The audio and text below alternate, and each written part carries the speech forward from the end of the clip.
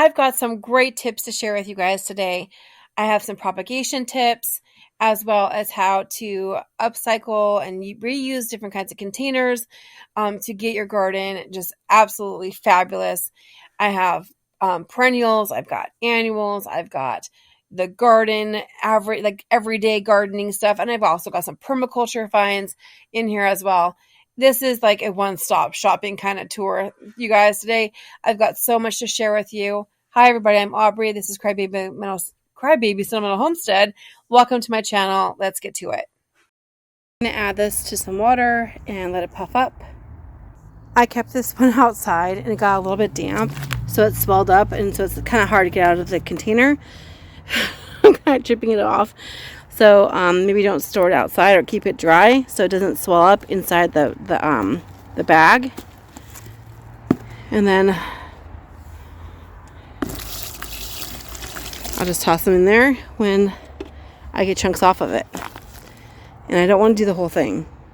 So I didn't put a ton in here because I'm just going to mix this together with some other medium. But I do want to hydrate it because it's going to swell up and puff up. And this is super dry, and I'm going to use this with my seedlings, so I don't want it to be dry. I don't want it to be sopping wet either, so I'm going to let it continue. And like I said, I made the mistake of leaving this out, and I didn't realize I left it out. I used to be on like a subscription, and I would get like a block of this every month, and I went through it, but then I didn't realize I had a whole block that was just sitting getting moist, and yeah, swelling up in the bag, so it made it a little hard to get it out. But this is like, you don't have to do this like this. Just put it in the water and let it swell up and leave it alone. I usually put like one of these in a wheelbarrow, but I don't have a wheelbarrow available at the moment. And I've got some seedlings I want to transplant. I rarely buy any things like this, but I'm going to go ahead and mix it together because I want to get this in some of these things potted right now. So I can't wait. Okay, so I've got these larger size containers. I labeled them raspberry, liana, tomato. And these are not a gallon, but I don't know, maybe they're a pint. I'm not sure. But I'm going to go ahead and transplant those because they're way over potted. And then as I finish them, I'm going to put them into a clear tote with a lid on top so they don't get too cold tonight. And the other plants I have over here, they're already hardened off, so they're fine. But these are like little brand new babies that have been on heat mats and grow light, so they're going to get a little bit of an extra protection. So let's go ahead and pot those up. So each cell has several tomatoes. One cool thing about tomatoes is you can plant them up the stem, but one thing I've noticed is that it does set them back a little bit because they'll put their energy into making roots instead of making leaves and fruit. So I'm not going to do it this time. If they end up being super leggy, I might do it later, the second time I pot them up. But when they're this small, I'm not going to plant them up the stem. That's something I might do later if I have to. So I'm going to separate these very gently, just very tenderly, wiggle these apart. It actually helps to do it underwater. That actually might be what I do.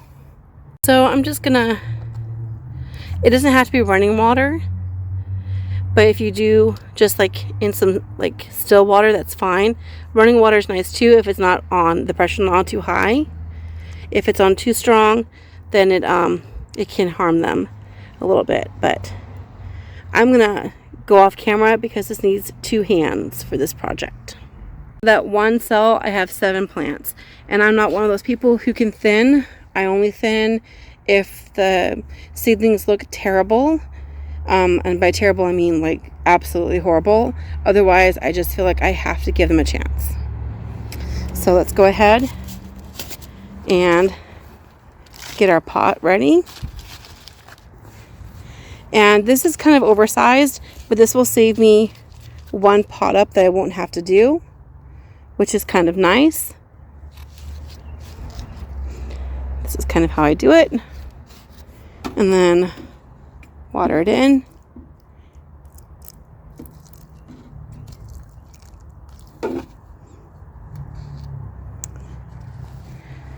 And then Just gonna place them in the container.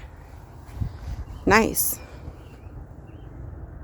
The thing I do when I'm watering them in, that's hard to do with one hand, is I'll hold it like this when I'm watering them in so it doesn't knock them over so much. And they will droop a little bit when you're transplanting them. That's okay. They will bounce back up. And let's go ahead and put these in with our other baby. Kind of misshapen one of the containers because those are really cheap. Those little plastic ones are really cheap, but they'll do the job. And that will keep the heat in. Nice. So in here, there are some I probably should not have planted because they look scraggly, but you know what? I think they're going to do fine. And I am definitely not done transplanting because I had tons left over. So I've got at least 5 down the bottom, more than 5 here on the top. And this will keep them warm tonight. It was a little tiny bit, I wouldn't say icy, but there was a little bit of a filmy, cold substance on my windshield this morning. And I have this set up on my trash can. It's not the most ideal place, but it works. And this is working. Look. So many things. I'm not going to pull all the way out because it'll be top heavy. It'll probably fall over. But look at that. And then this is the leftover tomatoes that I was trying to plant today, but I ran out of time. So they're going to go in here, stay kind of warm. Got some more of these containers over here in the shade. And I just wanted to show you, these have never been on a grow mat, ever. They've only been out here outside in this little greenhouse I made for it. And what is this? I'll have to look, but let's see. Look at that. Nice. What is this? I can't see my own handwriting. Oh, this is Ford Hook Swiss Chard, which is cold hardy, which is more a cold tolerant situation. So no wonder they're doing so great, because this is something that you can plant in cooler times. And then let's see if anything's sprouting in here yet. Okay, I don't see anything sprouting, but I do see the soil on top looks looser, like something's pushing. So that's a good sign. And I'm going to put this back.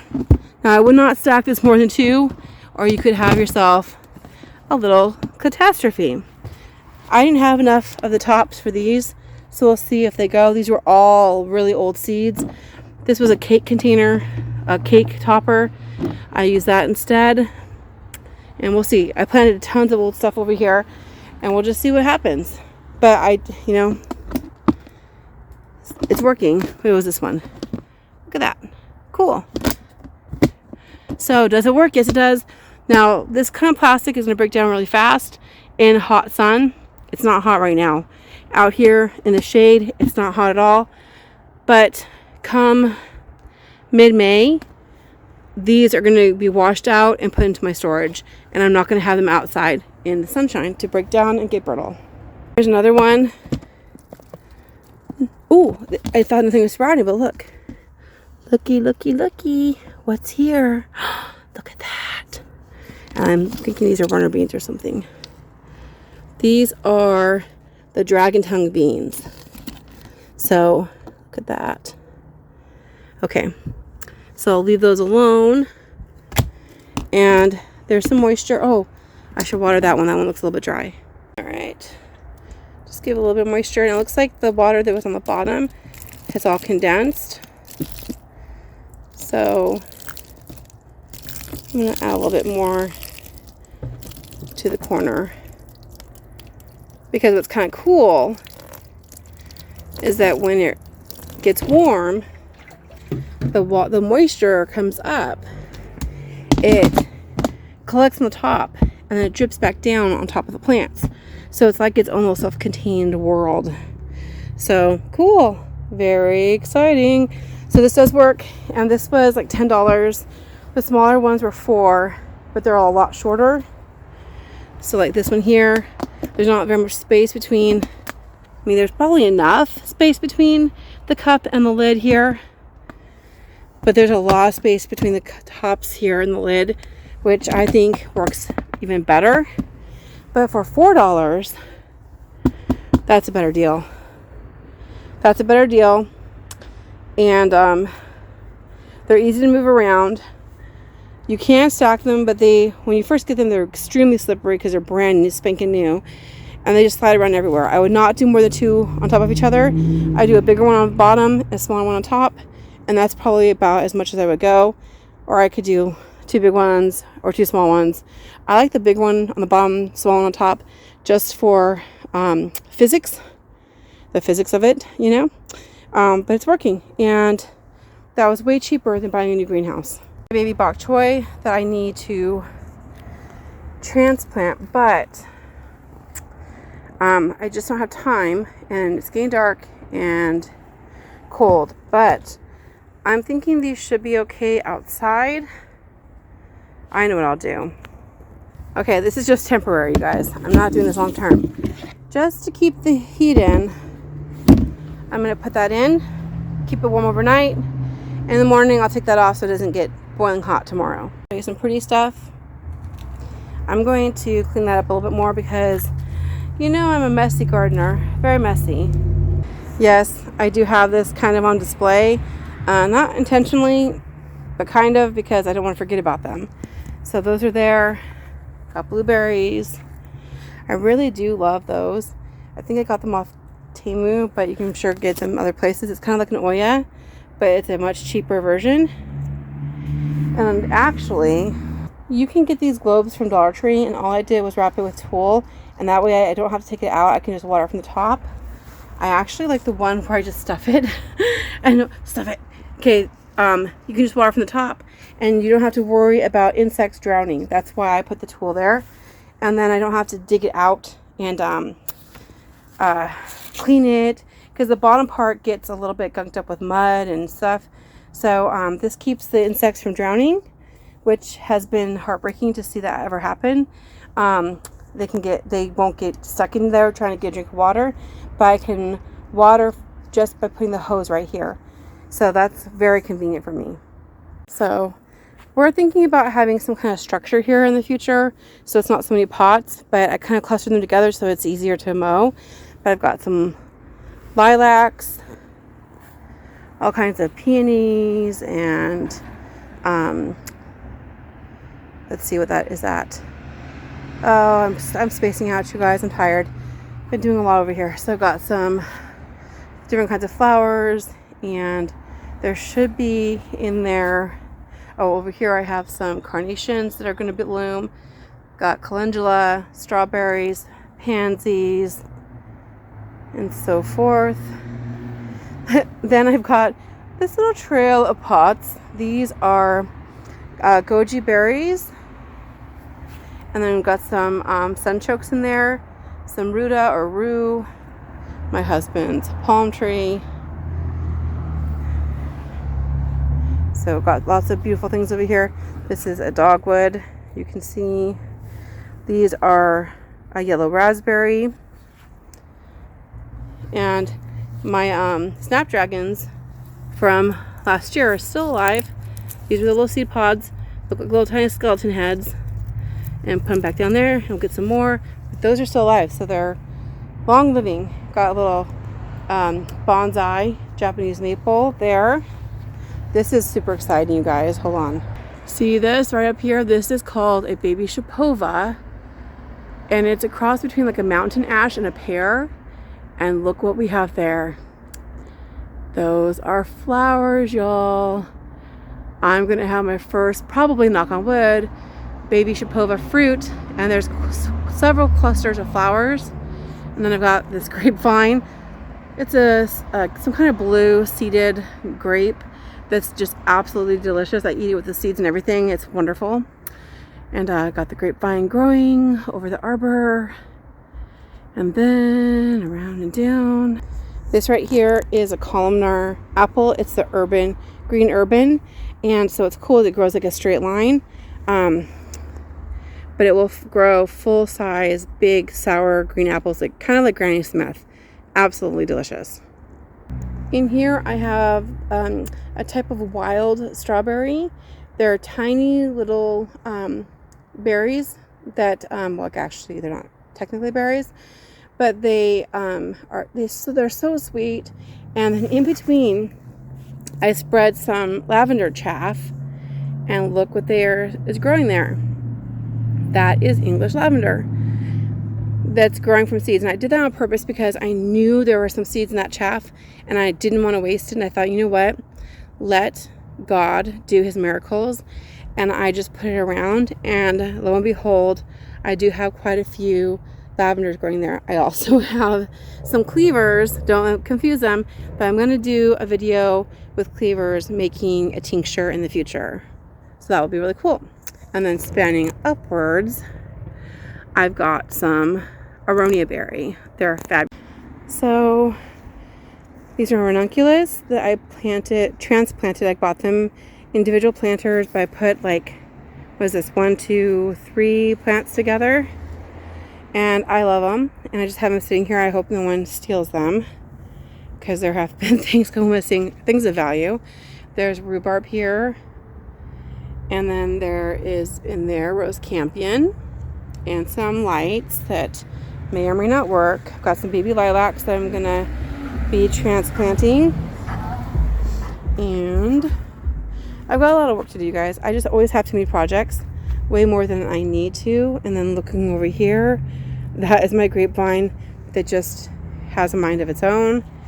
Got a bunch of flowers in here, and I don't like to disturb this area too much, because even though I see weeds, I'm going to let nature do its course, because a lot of wildlife likes to nest in the weedy spots of the yard.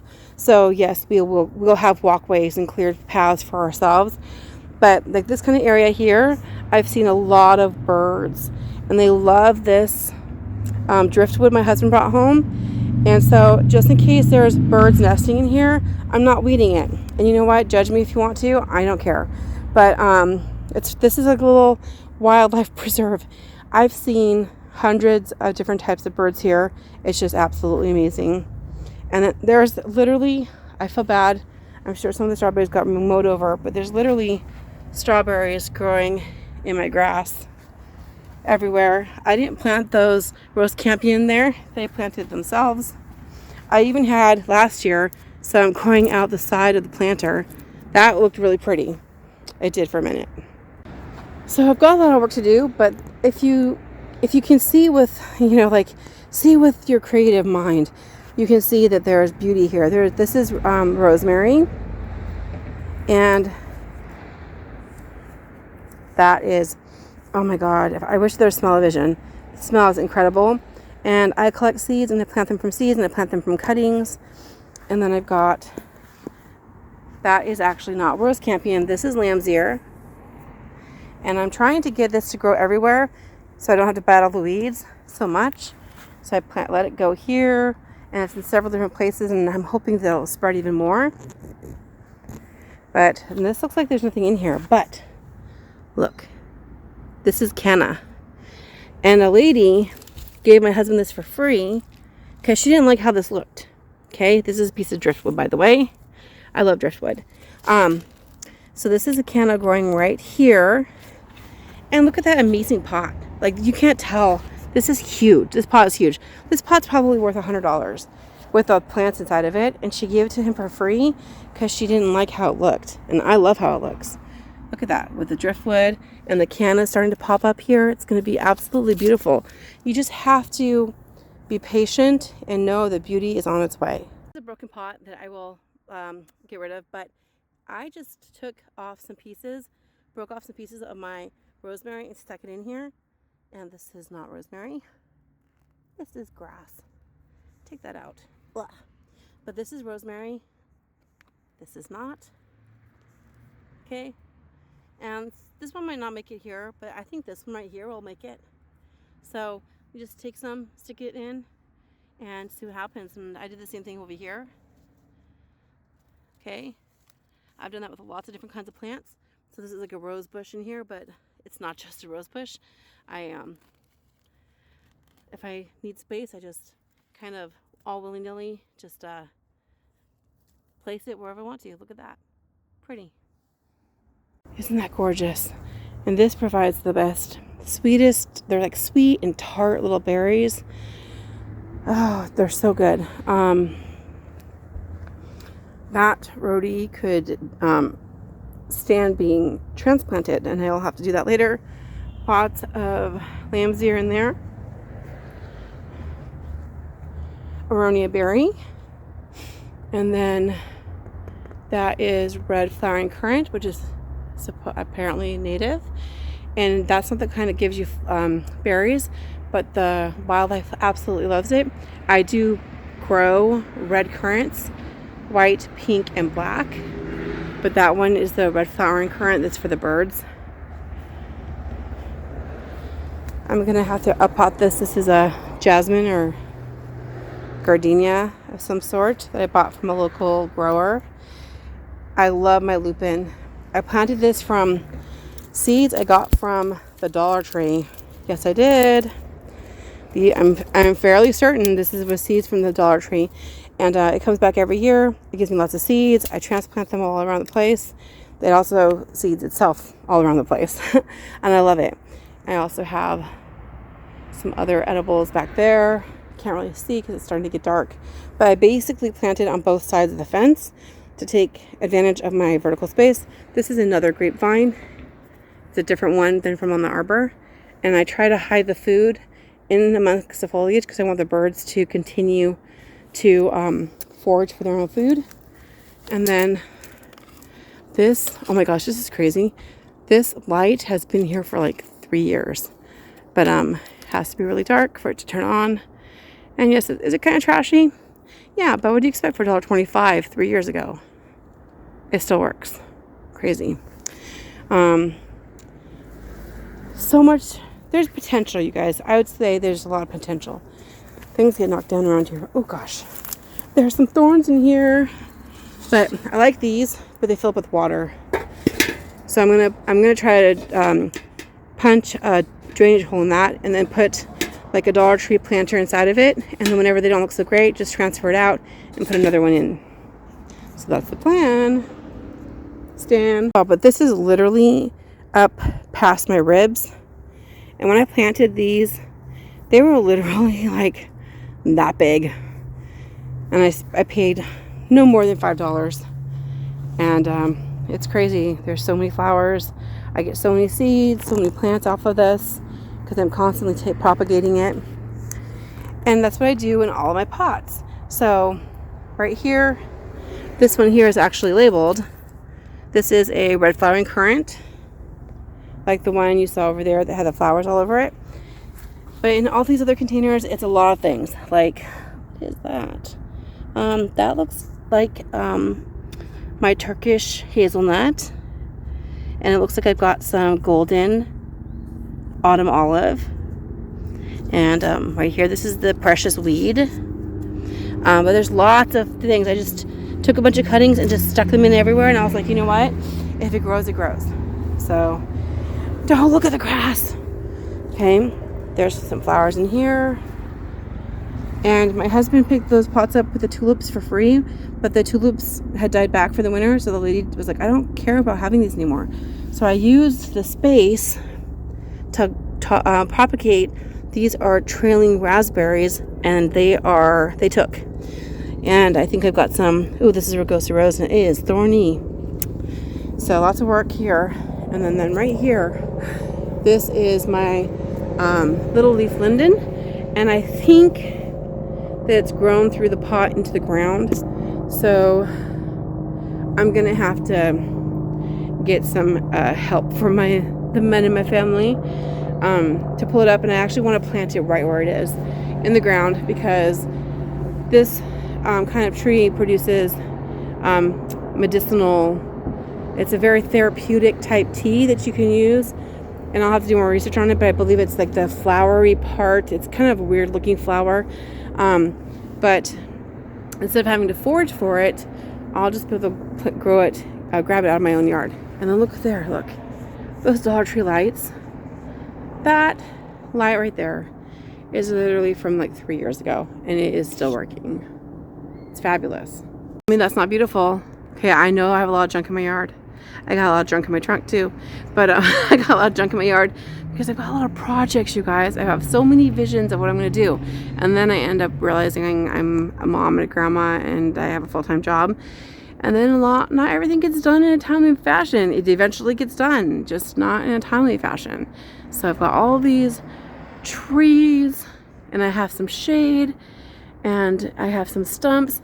Now my husband, when we had those 2 trees taken down, we had a windstorm and they were like this way and the roots were sticking out of the ground. And I said, if they cut the tops off, like really high up, but like leave a big trunk for me, it should settle back into the ground because it's the weight of the top pulling it with all the foliage.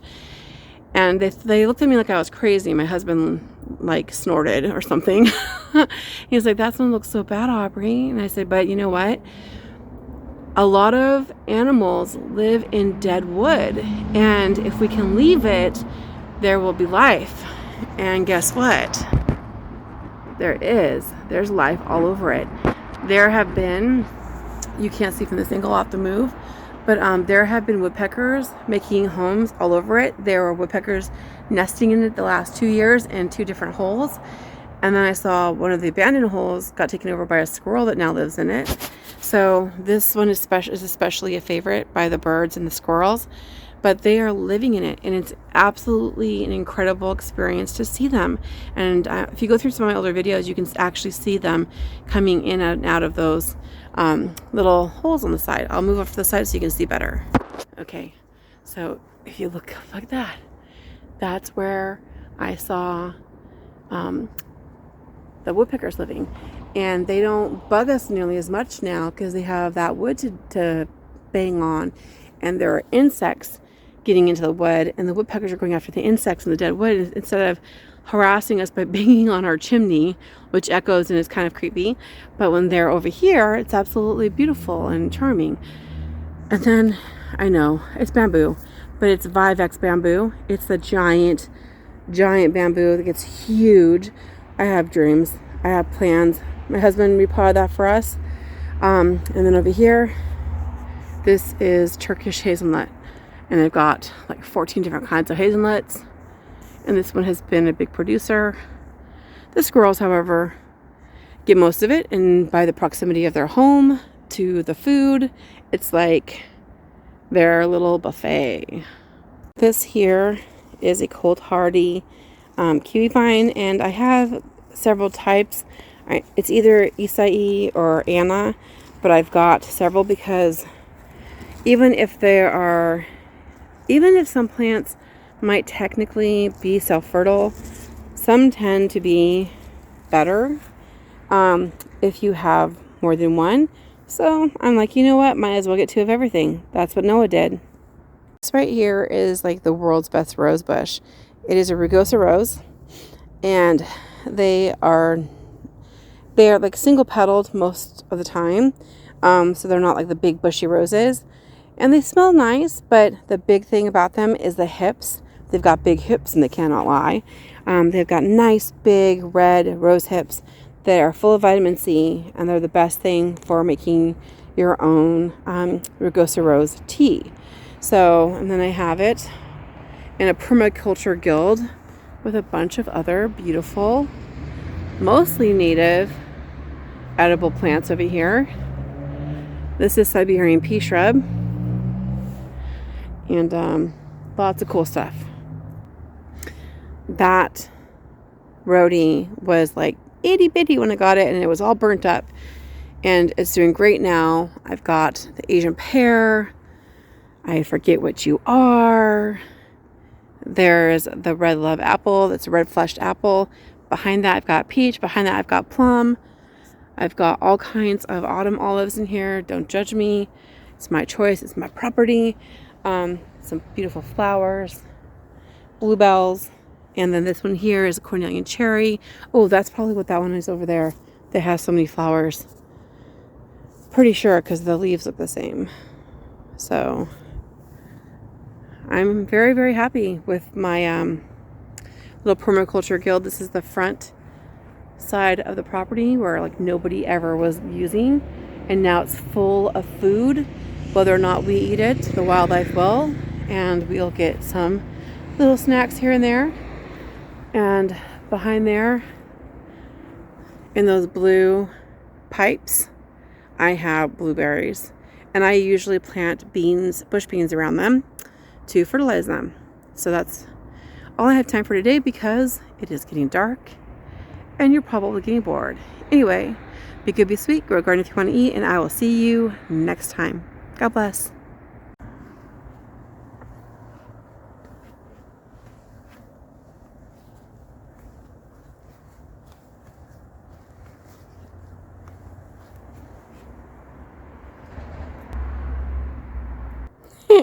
And just because it's funny, yes, they still work.